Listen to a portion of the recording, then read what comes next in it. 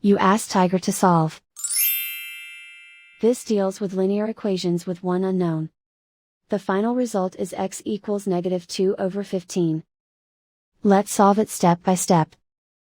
Group all constants on the right side of the equation. Subtract 2/3 from both sides. Combine the fractions. Combine the numerators. Reduce the zero numerator. Simplify the arithmetic.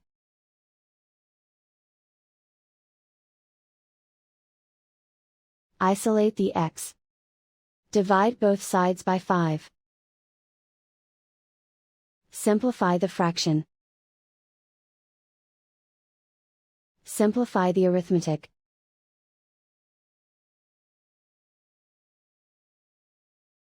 And so the final result is x equals -2/15.